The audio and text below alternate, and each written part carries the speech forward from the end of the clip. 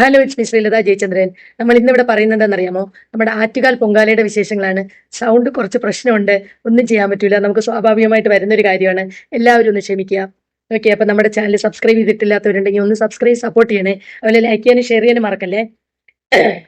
അപ്പൊ ഇവിടെ പൊങ്കാലയുടെ ഉത്സവം തുടങ്ങുന്നതെന്ന് പറഞ്ഞാൽ ഫെബ്രുവരി 23-നാണ് പൊങ്കാല ഉത്സവം തുടങ്ങുന്നത്. അന്ന് കാപ്പ് കെട്ടി കുടിയിരുത്തുന്ന ഒരു ദിവസമാണ്. അന്ന് പിന്നെ തിങ്കളാഴ്ച വൈകുന്നേരം 5:30-നാണ് കാപ്പ് കെട്ടുന്നതിന്റെ ചടങ്ങുകളും കാര്യങ്ങളൊക്കെ തുടങ്ങുന്നത്.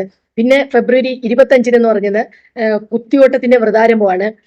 അത് രാവിലെ 8:45-നാണ് അതിന്റെ പിന്നെ വ്രതാരംഭം അവിടെ സ്റ്റാർട്ട് ചെയ്യുന്നത്.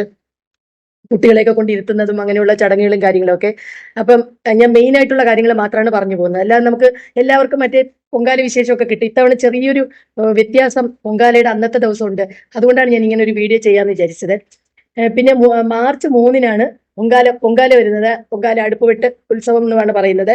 അപ്പൊ അത് രാവിലെ 9:45-നാണ് പൊങ്കാല അടുപ്പ് കത്തിക്കുന്നത്. പിന്നെ ഉച്ചയ്ക്ക് അതിന്റെ നിവേദ്യം വരുന്നതെന്ന് പറഞ്ഞാൽ ഉച്ചയ്ക്ക് 2:15-നാണ് അതിന്റെ നിവേദ്യം വരുന്നത്. പിന്നെ അന്നത്തെ ദിവസം ഒരു ചന്ദ്രഗ്രഹണം ഉള്ളത് കൊണ്ട് തന്നെ അന്നത്തെ സാധാരണഗതിയിൽ നിന്ന് കുറച്ചൊരു വ്യത്യാസം അന്നത്തെ ദിവസത്തേക്കുണ്ട്. അതായത് വൈകുന്നേരം 3:10-ന് 3:10 മുതൽ 7 മണി വരെ അവിടെ ദേവി ദർശനം ഉണ്ടായിരിക്കില്ല. കാരണം അവിടെ നട അടച്ചേക്കും. കാരണം ഈ ചന്ദ്രഗ്രഹണം കൊണ്ടാണ് അങ്ങനെ ചെയ്യുന്നത്. അതുകൊണ്ട് തന്നെ താലപ്പൊലി നേർച്ചകളൊക്കെ പിന്നെ 1:30-ക്ക് മുമ്പായിട്ട് തന്നെ ക്ഷേത്രത്തിൽ എത്തിച്ചേരണം എന്നാണ് അവർ അറിയിച്ചിരിക്കുന്നത്. പിന്നെ അത് കഴിഞ്ഞാൽ പിന്നെ കുത്തിയോട്ടത്തിന്റെ കുട്ടികൾക്ക് ചൂരൽകുത്ത് എന്ന് പറഞ്ഞിട്ട് സംഭവം ഉണ്ട് അല്ലേ. അത് വരുന്നതെന്ന് പറഞ്ഞാൽ രാത്രി 8:30-നാണ്. അതായത് ഈ ചന്ദ്രഗ്രഹണം കഴിഞ്ഞതിന് ശേഷമാണ് പിന്നെ അതിന്റെ ഇത് ടൈം വെച്ചിരിക്കുന്നത്. സാധാരണ നേരത്തെ തുടങ്ങും. ഇതിപ്പോ 8:30-ക്കാണ് പിന്നെ ചൂരൽകുത്ത് സ്റ്റാർട്ട് ചെയ്യുന്നത്. പിന്നെ ദേവിയെ പുറത്തെഴുന്നള്ളിക്കുന്നതെന്ന് പറഞ്ഞാൽ 10:45-നാണ്. ഓക്കെ, ഇപ്പൊ ഇത്രയൊക്കെയാണ് ഇതിന്റെ മെയിൻ ആയിട്ടുള്ള കാര്യങ്ങൾ എന്ന് പറയുന്നത്. പിന്നെ മാർച്ച് 4-നാണ് കാപ്പഴിപ്പ് പിന്നെ ചടങ്ങ് നടക്കുന്നത്.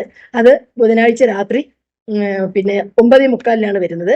മാർച്ച് 4-ന് തന്നെയാണ് ഗുരുതി തർപ്പണമുണ്ട്. അത് ബുധനാഴ്ച രാത്രി തന്നെയാണ് 12:45-നാണ്.